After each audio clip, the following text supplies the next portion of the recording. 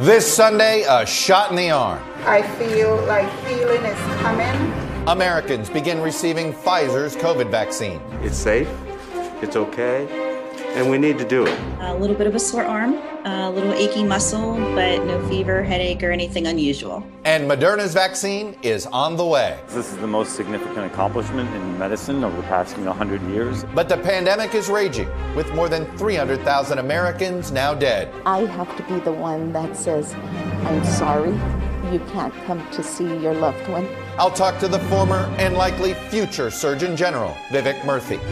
Plus compromising science. 2 former CDC officials go public with claims the Trump administration put politics over science and blunted efforts to fight the pandemic. Decisions are being made outside of the scientific world by people with no expertise. Kyle McGowan and Amanda Campbell joined me this morning in their first television interview. Also, that suspected Russian hack. This is huge across the board. You cannot underestimate its significance. A growing list of government agencies, private companies, and think tanks targeted. A scope never before seen and not fully understood. Really the modern equivalent of Russian bombers reportedly flying undetected over the entire country. I'll talk to Senator Mitt Romney of Utah. Joining me for insight and analysis are NBC News Chief White House Correspondent Hallie Jackson, Rich Lowry, editor of National Review, and Yamiche Alcindor, White House Correspondent for PBS NewsHour. Welcome to Sunday. It's Meet the Press. From NBC News in Washington, the longest-running show in television history, this is Meet the Press with Chuck Todd. Good Sunday morning. There are 2 ways to look at the COVID-19 crisis today. Once again, there is real reason for optimism. Americans have begun receiving the Pfizer vaccine, and this weekend Moderna's vaccine was authorized for emergency use, adding millions more doses to be rolled out starting this morning, especially in more rural parts with normal freezers. All this offers the kind of hope we've been longing for throughout this crisis. At the same time, though, the pandemic continues to tear through the country. The 4 highest COVID case counts since the coronavirus hit were recorded just last week, as were 4 of the 8 highest daily death totals, including the top 2. As we've noted, we're now experiencing a 9/11 every day, and it's worse than a 9/11 on some days. After September 11th, the government created a commission to study what went wrong. How did we miss the clues? Our question this morning, is it time to establish a 9/11-like commission to study how significant parts of our government missed this, chose to dismiss the obvious danger, making it impossible for health officials to do their jobs? Some things undeniably have gone right, like those vaccines created by our scientists in record-breaking time. But there are many other areas to probe, like why was the nationwide COVID testing system so deeply flawed? Or the consequences of a president who spent his energy denying the pandemic, mocking safety measures like mask wearing and social distancing? Or allegations that the Trump administration increasingly exerted influence over the CDC's messaging and data to play down the severity of the virus. Our resulting loss of trust in government will only make it harder to fight this pandemic at the very moment people need to be persuaded to take the vaccine and bring this horror to an end. We expect to have more dead bodies than we have spaces in morgues for them. As the coronavirus crisis gets worse, we have patients just waiting for days for a bed. So does another crisis, trust in government, already declining for decades, now chipped away by the federal government's massive failure in handling the pandemic. This week, 2 former CDC officials, Kyle McGowan and Amanda Campbell, went public charging political interference with the agency and pressure to water down public health guidance. Former HHS science advisor Paul Alexander, installed by President Trump, pushed for a herd immunity strategy, writing in a July email, infants, kids, teens, young people, young adults, middle-aged, with no conditions, etc., have 0 to little risk. So we use them to develop herd. We want them infected. You'll develop herd, like a herd mentality. It's going to be herd developed. Last week, another CDC official testified that Director Robert Redfield told her to destroy an email from Alexander showing he attempted to interfere with weekly reports on the virus he believed were unflattering to President Trump. Decisions are being made outside of the scientific world by people with no expertise. The political meddling has eroded trust in the agency. In a Gallup poll, just 31% of Americans say the CDC has communicated a, quote, clear plan of action in response to COVID. 33% say the same of President Trump.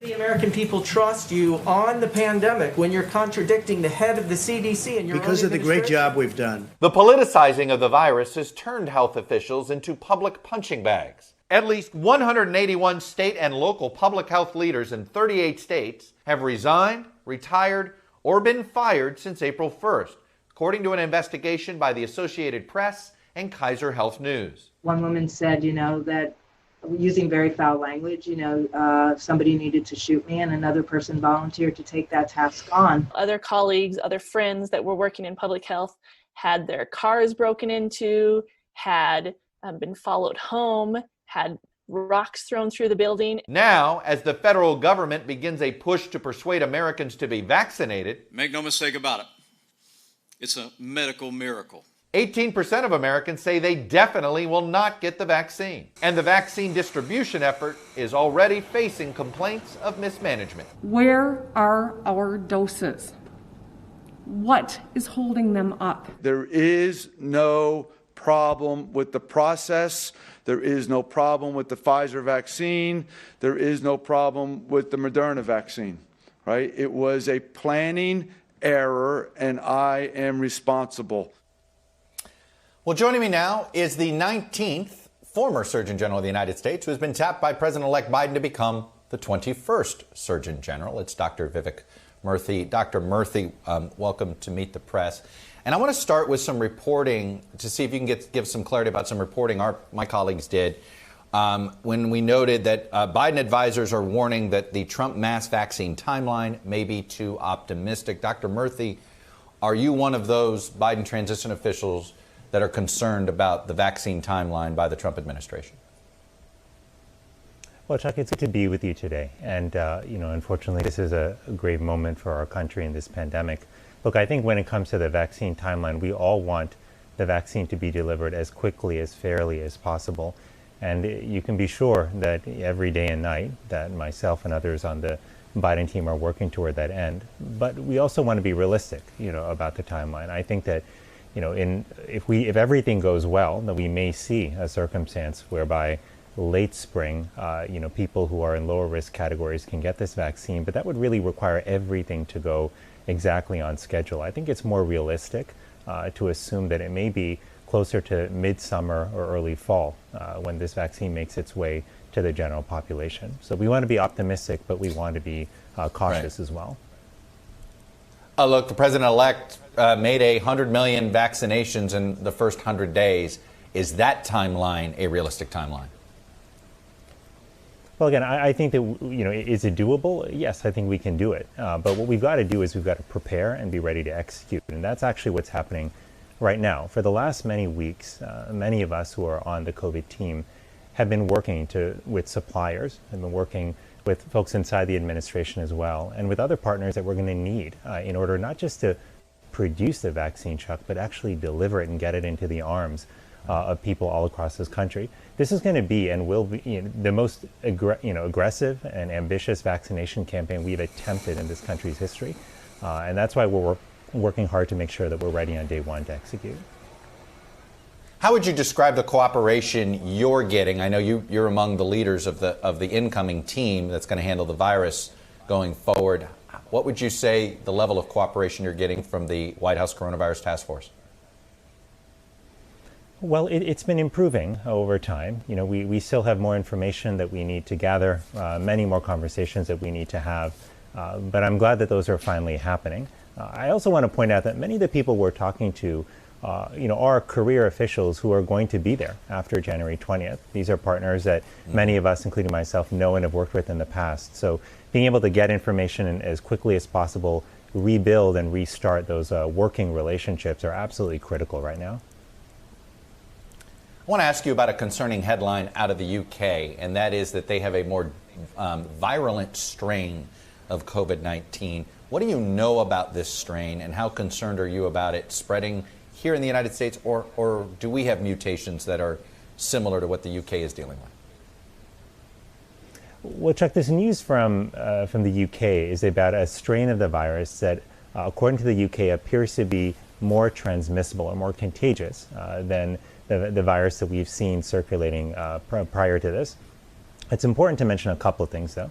While it seems to be more easily transmissible, we do not have evidence yet that this is a more deadly virus to an individual who acquires it. And there's no reason to believe that the vaccines that have been developed will not be effective against this virus as well.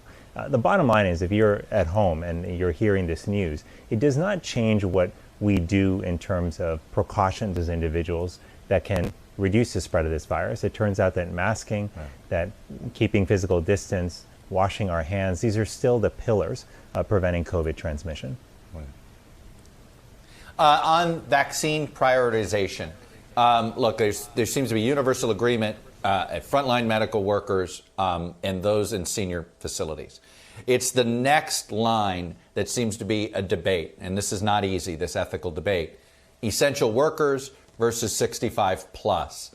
The death toll among 65 plus is obvious, and there's the case there. Obviously, essential workers can't do the mitigation that others can. How will the Biden administration deal with this dilemma? Well, Chuck, you're right that these aren't easy questions to answer. And I think the more open and transparent we are with the public about this, the better. We need to have these discussions in the light of day. We need to be able to get public input on some of these decisions. But ultimately, what should drive these decisions should be fact, should be ethical considerations, should be science and expertise.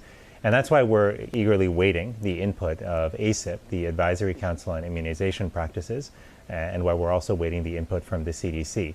But regardless of how this rolls out, here's what's clear.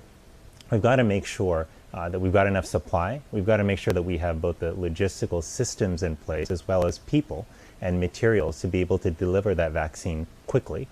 If we put these together, then we can rapidly get people in our country to the level of herd immunity. And that is ultimately what will let us get back to living our lives, which is what we all want. It is what we all want. Dr. Vivek Murthy, thank you for coming on. I hope you have a safe and healthy holiday and New Year. And fingers crossed that this vaccinating process only gets smoother. Thank you, sir. Thank you so much, Chuck. Best to you. Turning now to the U.S. government ever. Secretary of State Mike Pompeo admitted Friday, quote, "We can say pretty clearly that it was the Russians who were responsible." But just as the Trump administration seemed ready to speak with one voice on the subject, President Trump tweeted that perhaps China was responsible. There is no evidence China had anything to do with this hack. A who's who of government agencies were penetrated and remain compromised by the security breach that officials are calling, quote, "a grave risk to the federal government." Well, joining me now is Republican Senator Mitt Romney of Utah. Senator Romney, welcome back to Meet the Press. And you made a very impassioned plea for the president in particular to speak out, the administration to speak out on what was going on with this Russian hack. Secretary Pompeo did do that. I imagine what the president tweeted about China is not what you thought needed to be done. What do you make of the president's decision, I guess, to speculate on an alternative theory? Well, you're absolutely right. I was disappointed in the president's comment, but I think we've come to recognize that the president has a blind spot when it comes to Russia. And the reality here is that the experts, the people who really understand how our systems work and how computers work and software and so forth, the thousands upon thousands of the CIA and the NSA and the Department of Defense have determined that this came from Russia. And it is an extraordinary invasion of our cyberspace.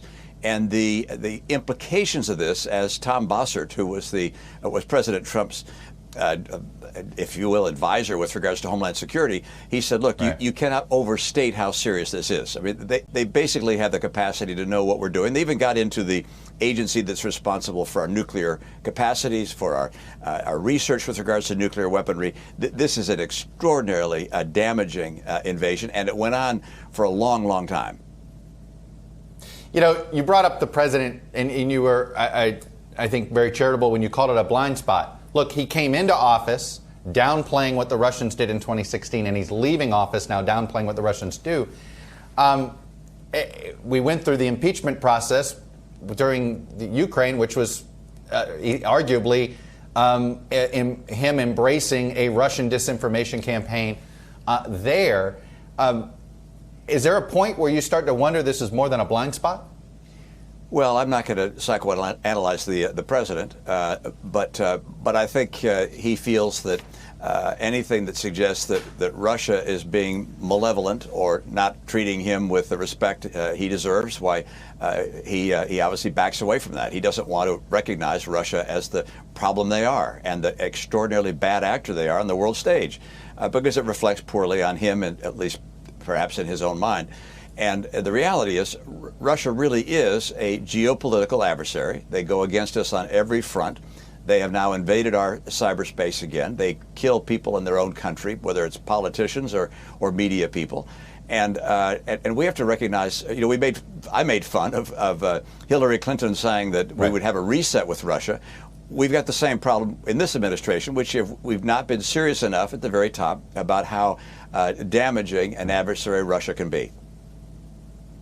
What is the line between espionage and an act of war, and where does this fall? Well, this basically, I'll step back to respond to that and say, look, you remember about 20 years ago, as we attacked Baghdad, you saw the videos of the rockets going across the city and then slamming into various buildings. And the places they attacked, of course, were the communication centers and the utility centers, because you can bring a country to its knees if people don't have electricity, don't have water, and can't communicate. And basically, what Russia appears to have done is put themselves in those systems in our country. They don't need rockets to take those things out. They potentially have the capability to take out all of those things and doing it remotely at very small cost. So this is a very dangerous and damaging invasion of cyberspace, which has enormous national security implications. And as Bossert indicated, it's going to take us months, if not years, to understand how far they got. So they're not just gathering information. They potentially have the capacity to cripple us economically. They went into our businesses. They have the potential to also cripple us with regards to our water and electricity and so forth. So this is very, very serious. But I guess the question about the espionage and act of war, I want to ask it this way. Do we live in a glass house on this issue? Isn't our goal to have similar capabilities inside the Russian government and their networks? Well, I think what this invasion underscores is that Russia acted with impunity. They didn't fear what we would be able to do from a cyber capacity. They didn't think that our defense systems were particularly adequate, and they apparently didn't think that we would respond in a very aggressive way. And I think all those things have to be addressed. I think we have to be much more serious about our cyber capabilities, offensive and defensive. And I think we have to have a rethink about that at the Department of Defense, as well as our other agencies. And I think we have to have a very clear-eyed approach to how we deal with Russia going forward. This demands a response. And the response you'd expect to occur would be a cyber response. I don't know if we have the capacity to do that in a way that would be of the same scale or even greater scale than what Russia has applied to us. But this is something we have to address as soon as possible. And that seems, apparently we've tried to respond a couple of times, whether it was sanctions, didn't work. Then Vice President Biden told me directly that the American public might not know our response, but that we were definitely going to inflict some damage. Is this something that actually the world should actually see this time, that whatever response there is, the world needs to know in order to put other folks on notice? Yeah, I don't care so much if the rest of the world knows. Those that are inside the governments of various countries will know what we did or did not do. They know what we did after the last Russia incursion into our cyberspace. And so does Russia, and obviously that was insufficient for them to take a different course. So we have to make sure that what we do is of a scale and of a nature that they say, okay, not doing that again. And that's not something we have been able to demonstrate yet. Quickly on COVID, I'm going to be speaking with a couple of former CDC officials that are going to speak out on what happened with messaging and the White House interference at the CDC. And it raises a question. We have over 300,000 folks that have died from this. We clearly had a harder time with this pandemic than most of the Western world. Do we need a Iraq study group, 9/11 commission, pick your pick your comparative in history to figure out what went wrong and how we prevent this from happening again, but a commission, something like, with two leading figures, a Chris Christie, Jay Johnson, Jeb Bush, people like that. Well, I'm not sure whether it's a commission or not, but we certainly need to study what we could have done better and prepare for the next pandemic, because there will be another one, hopefully not very, very soon. And so we have to do the things that are necessary to prevent the kind of mistakes that we made this time. There's no question we made all sorts of mistakes. And at this stage, we're getting into the next phase, which is the vaccination phase. We've got to get that right, because this thing could go on for a long time unless people get vaccinated and are able to get back to work. And by the way, you heard the good news, which is that we have apparently been able to solve the issues with regards to a COVID relief package. And we're going to be able to get help to the American people who need it right now. Very quickly, in 2012, you won 47% of the popular vote, more than Donald Trump won in 2016 or 2020. And in 2013, the Republican Party thought they had to do an after-action report to figure out why you lost. And in 2020, the Republican Party's not talking about that, despite a Republican nominee that performed less well than you did. What explains that? Well, I believe the Republican Party has changed pretty dramatically, and by that I mean that the people who consider themselves Republican and voted for President Trump, I think, is a different cohort than the cohort that voted for me. Not entirely, of course, but in many respects. We lost a lot of suburban voters. We attracted a lot of blue-collar Democrats that had voted for Democrats forever before that. And I think the party, as you look at those that are thinking about running in 2024, is trying to see who can be the most like President Trump. And that suggests that the party doesn't want to take a different direction.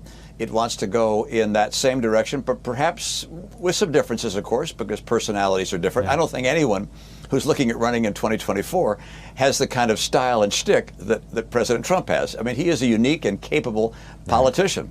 And so there'll be some differences in personality, but I think the direction you're seeing is one that he set out. And I don't see a different course being considered by those that are looking for 2024. You're still comfortable in this? Are you comfortable in that version of the Republican Party? Well, no, I'd like to see a different version of the Republican Party, but my side is very small these days. I think over time our party will gravitate back to the principles that formed it. I think we are a party committed to pushing back on nations like Russia, authoritarian regimes. I think we're a party that recognizes we need to balance our budget. I think ultimately we're individuals that say we welcome legal immigration. We don't denigrate people who are coming from other countries. I think we recognize that character actually does count. So these things, I think, will once again have ascendancy within my party, but it's probably going to be a while. Senator Mitt Romney, Republican from Utah, glad to see Congress get this done. Let's hope it gets across, run through the tape, as they say, and I hope you have a happy holiday season and a happy New Year, sir. Thanks, Chuck. Good to be with you. When we come back, two former CDC officials who say the Trump administration has crushed the agency by politicizing science and messaging. They join me next. From the start of the pandemic, President Trump and his administration have been accused of playing down the severity of the crisis. And as we mentioned earlier, two former officials at the CDC charged the administration with substituting politics for science, softening regulations to protect business, and generally handicapping the agency. Well, among those two former officials, join me now, Kyle McGowan. He's the CDC's former chief of staff, and the former deputy chief of staff, Amanda Campbell. Kyle and Amanda, thank you both for being here. The best way I feel like to go through this interview is to pick out certain events that took place over the last year, and I hope you guys can give us some context. The first big moment where there seemed to be some fight between the White House and the CDC was when Nancy Messonnier, who was the deputy director of the CDC's National Center for Immunization, essentially correctly predicted on February 25th that this virus was going to cause a major disruption in life, stock market falls. The result from that is HHS gets sidelined, CDC gets sidelined, Mike Pence. Kyle McGowan, how significant was that moment? Well, first off, Chuck, I just want to thank you for having the two of us with you today. And I also want to thank all of the dedicated men and women at the CDC who who continue to work every day to make sure that we get out of this pandemic as quickly as we possibly can. They are the people who truly make the CDC the world's most premier public health institution.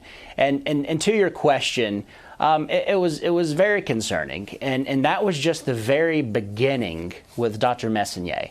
Nothing she said didn't come true, and nothing she said was false. And as Amanda and I worked in the spring and summer, we saw more and more the administration wanting a larger say in the messaging that was coming out of the CDC. And when that messaging, clashed with the science, the messaging won. And, it's our hope moving forward that the CDC will be able to, again, talk directly to the American people. Amanda, I want to fast forward to June. The CDC puts out guidelines for schools. The president tweets he disagrees with them. Tell us what happens next, what happens behind the scenes. Well, I just want to thank you as well, Chuck, for having us here today. When Kyle and I went to the CDC, we were there to be a bridge between the CDC and Washington, and really to provide them with political support that hadn't quite existed there before, and to support the incredibly important work that the public health experts there do on a daily basis. And it truly was an honor and a privilege of a lifetime to be able to work alongside them.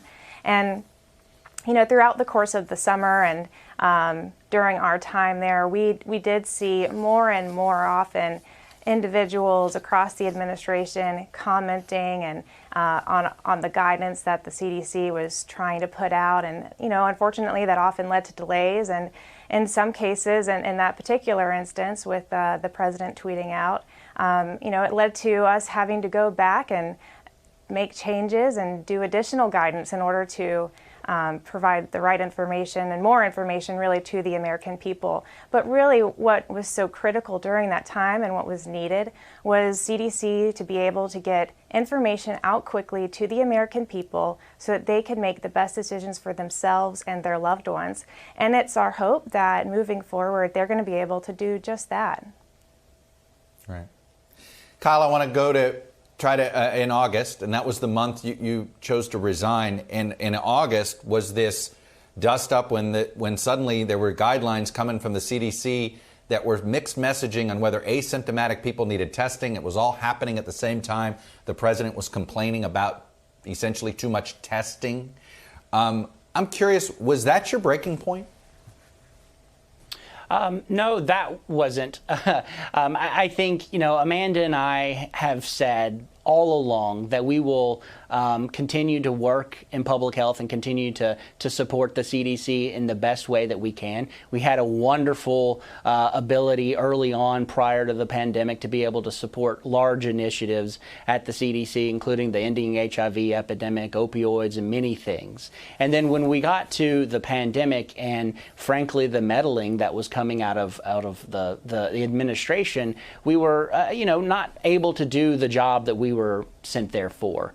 And, there was no single breaking point, I would say. But in that summer in August, or that time in August, is when Amanda and I started, talking about how we would leave.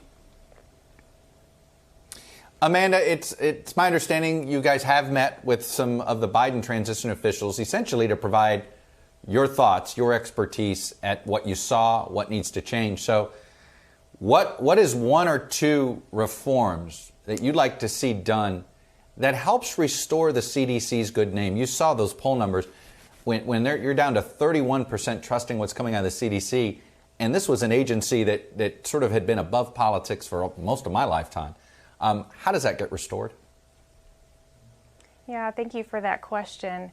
It's important to remember that CDC is the world's premier public health agency, and that's because of the men and women who work there. And they're the same men and women and dedicated professionals that were there at the start of this pandemic, that have worked tirelessly throughout it to protect the American people, and who are going to be there as we get through this. But it's so critically important that we, moving forward, are able to provide the CDC both the political support that they need to be able to do their job, to be able to communicate directly to the American people again, as Kyle said, but also the financial support that they need to do their jobs. Unfortunately, we've seen administrations and Congresses in the past fund public health and knee-jerk reactions, if you will, funding for Zika and Ebola to say, you know, fix a problem for us, but not having long-term sustained funding for public health. Because you have to remember too, 70% of all the funding that goes to CDC is actually going out to the states, supporting our public health infrastructure. And they have to have that funding in order to do the important things that we've seen we need moving forward. Based on this response, which is we need to modernize our public health data, we need more laboratory capacity, and we need a modernized public health workforce. So I hope that the Biden administration will consider all of those things. Kyle McGowan, Amanda Campbell, proof that there are plenty of political appointees who put public service first too. Thanks for speaking out. Thanks for coming on here and sharing your perspective with us. Thank you for having us. You got it. When we come back, how should the U.S. respond to this catastrophic security hack? Do we even know how to respond? Panelists next. Welcome back. The panel is joining us. NBC News Chief White House Correspondent Hallie Jackson, Rich Lowry, editor of the National Review, and Yamiche Alcindor, White House correspondent for PBS NewsHour, who was just named yesterday the Journalist of the Year by the National Association of Black Journalists. Congratulations, Yamiche. I am here to make sure I embarrass you because I know your mom's watching. Thank you so much. Congrats on that.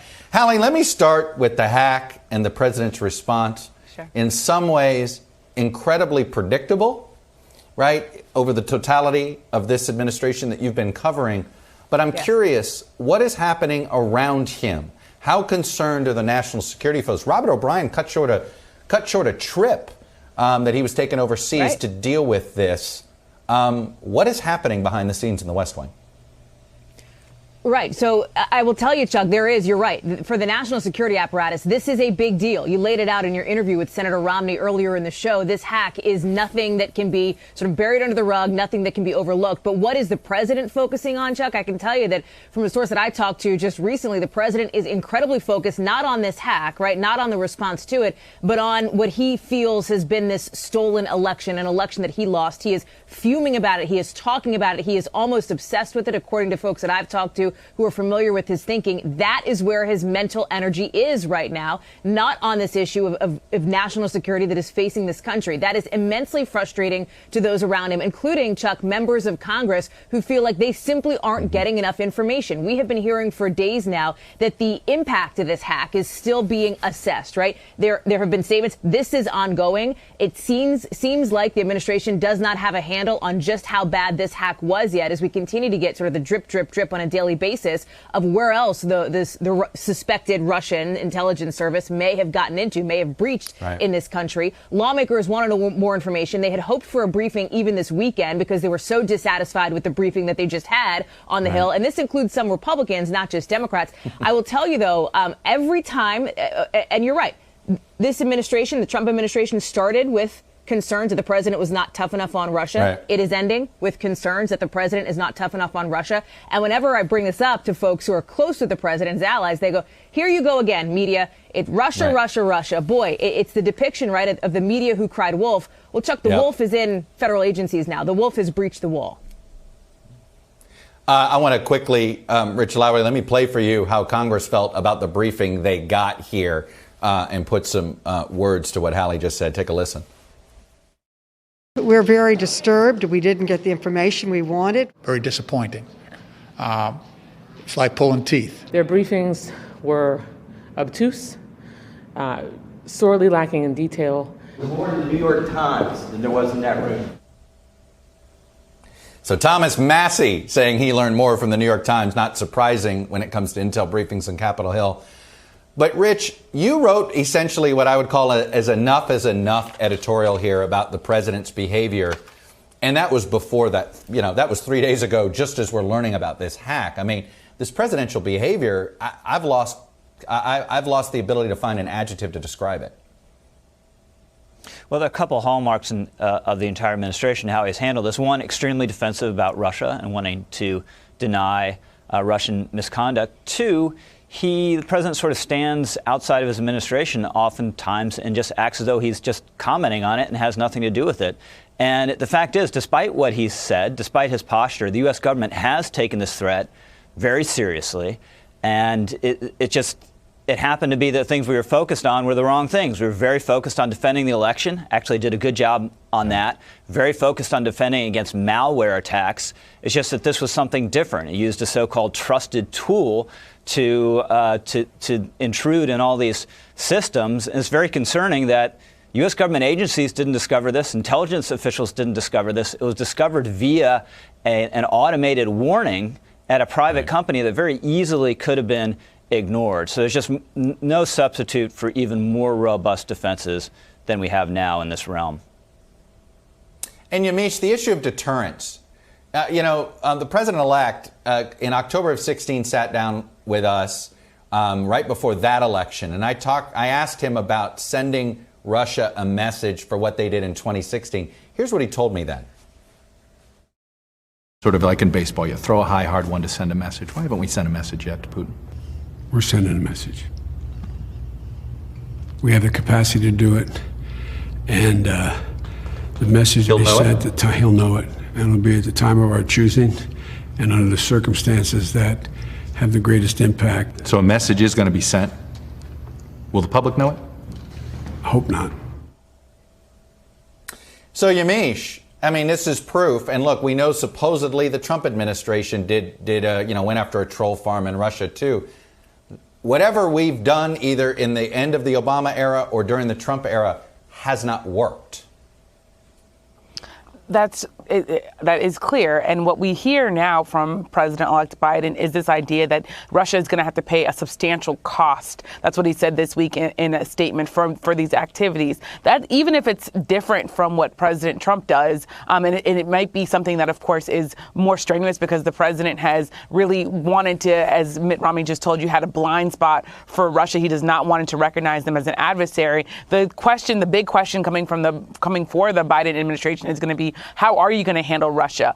Fiona Hill told the NewsHour this week that what we really need is a cohesive response to Russia. We really need our allies in the United States working together. We need officials that are on the same page. What we've seen is a president who has continued to be really personally offended by anybody saying that Russia is an adversary. We've seen the president take the word of Putin over his own national security apparatus. And this all comes down to the president not wanting his personal legacy to be questioned, not wanting his win in 2016 to be questioned. Even now, as we see Republicans and Democrats demanding that the president do more, be more strenuous, be more hard on Russia, the president just can't get himself there. President Trump can't do it. President-elect Biden is going to try.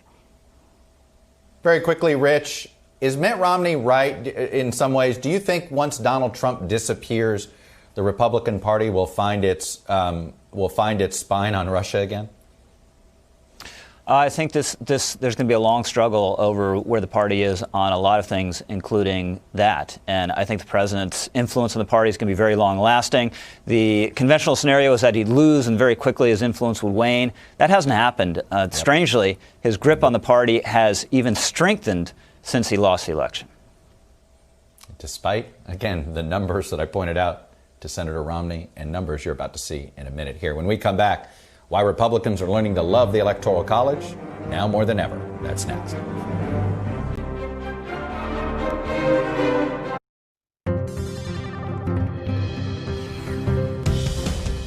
Welcome back. Data download time. Despite what President Trump might say, the 2020 election is behind us. States have officially certified the vote, and Joe Biden won 306 electoral votes. But one debate does linger. Did President-elect Biden win by a lot or by a little? The answer is both. First, take the popular vote this year. Biden won by a sizable amount, 4.5 percentage points and 7 million raw votes. And as we noted here a few weeks ago, that is the second largest percentage point margin since the year 2000. It was second only to Obama-Biden in 2008. But let's take a look at the three states that put Biden over the top in the Electoral College and compare that to the three states that gave Donald Trump the presidency in 2016. As many disappointed Democrats have pointed out for 4 years, Mr. Trump won Pennsylvania, Wisconsin, and Michigan by a total of just under 78,000 votes. Pretty small margin. But Biden won Arizona, Georgia, and Wisconsin by just about 43,000 votes combined. An even smaller margin to an already small margin. So Biden won by 7 million votes, but flipped less than 1% of that margin in 3 states, and he loses the election. This is part of the reason Democrats loathe the Electoral College these days and Republicans love it. Here's another way to look at it. Consider the 2000 election. Even outside of Florida, the election was extremely close. In 8 states, the winning candidate's margin was less than 3.5 percentage points. And that reflected the national popular vote, where the margin was just 547,000. Now compare that to 2020. There were still 8 states where the winning candidate's margin was within 3.5 points. Different states mostly. But the national popular vote was a whopping 7 million. In fact, Biden's entire popular vote margin came from just 2 states, California and New York. The more that Democratic votes are packed into just a few states, the more Republicans can win the Electoral College while losing the popular vote. The result? Don't count on Republicans calling for an end to the Electoral College anytime soon. It's a reminder. On the popular vote, we're a center-left nation, but our institutions, like the Electoral College, keep us center-right. When we come back, how will the horrible year of 2020 be remembered? And how will it change us? Welcome back. It's fair to say that when even 50 years from now, you'll be able to say 2020, and it will invoke plenty of images in your head in the same way that just saying the year 1968 does for Americans over the age of 50. So it's tough to do what I'm going to ask you guys to do. But Yamiche, 2020, it's this consequential year. There's so many ways to try to dissect this. How do you look at it? How is it? It's obviously going to change us. What are you looking for going forward? The pandemic obviously is the thing that was the hallmark of 2020. There was so much mourning, so much loss, so much sadness in this country. And there was a presidency that really failed to meet the moment in ways, objectively speaking, because the president downplayed the virus. He didn't take it seriously. It's large in part based on my reporting why he lost the election. I think you couple the pandemic's terrible loss with the political upheaval. And I also want to point out the statistic that I think continues to stick with me, which is that African Americans are more than 2.5 times to 3 times more likely to die than white Americans of the coronavirus pandemic in the same year that African Americans are some 2.5 times to 3 times more likely to be killed by the police than white Americans. So this was also a year where the pandemic exposed the long-standing inequalities in this country, and it showed that African Americans and people of color continue to not be treated as equal citizens in this country. So I think that is the thing that sticks with me. It's those dual crises of healthcare and economy, as well as the racial reckoning that continues to happen. Yeah, it was an MRI for that for us. The question is, after we see this MRI, do we do something about it? That's going to be a test. Rich Lowry, what say you about what 2020 looks like, say, 20 years from now? Well, obviously, COVID, the biggest story, the health effects, the political effects, presidential election easily could have gone differently if it hadn't been for the pandemic. And the economic effect, hammering people lower down the income scale in a way that'll take them years to recover, and then widening the cultural divisions. And I think, Chuck, this is the year it just became undeniable. We are living in an era of poisonous political contention on par with the 1790s, the 1850s, late 60s, early 70s, when neither side is of a mood or state of mind to say the other side is legitimate and considers the other side a threat to a fundamental threat to our system. Hallie Jackson, you've had a unique front row seat yourself covering this administration, and in some ways I think the perspective will only be greater the farther away you get from it. But what are you focused on as we look ahead?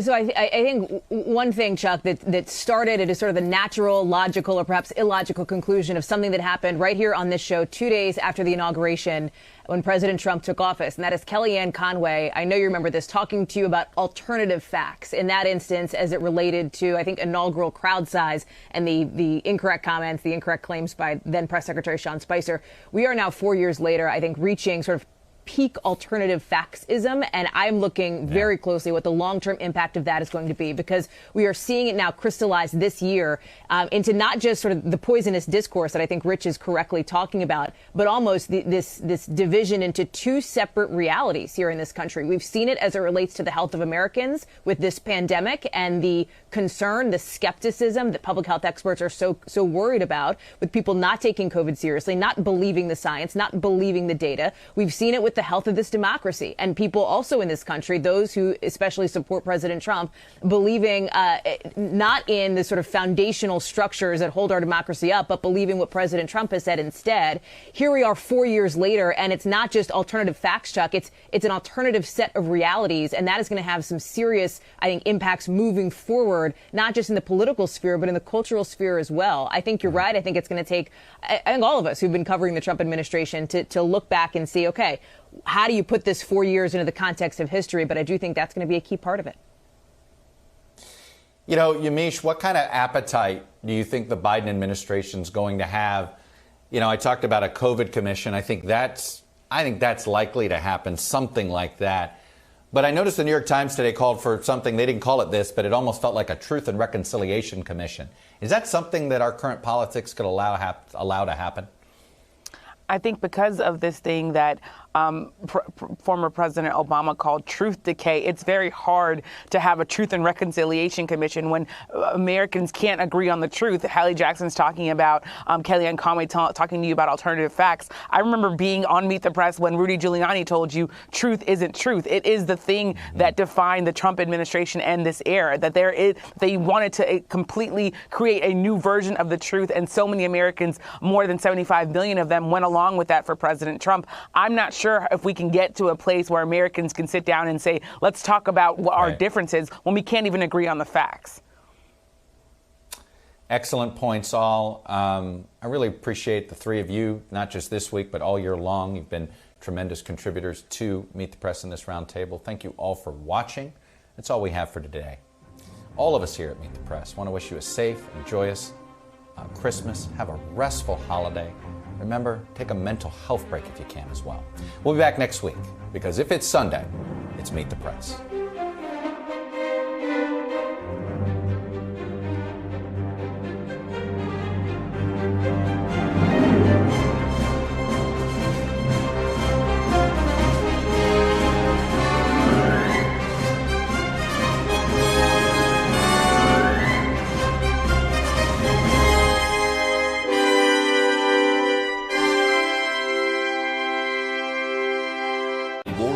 Watch NBC News than any other news organization in the world. Hello from Washington, I'm Chuck Todd, and thanks for checking out the Meet the Press channel on YouTube. Click on the button down here to subscribe, and click over here to watch the latest interviews, highlights, and other digital exclusives.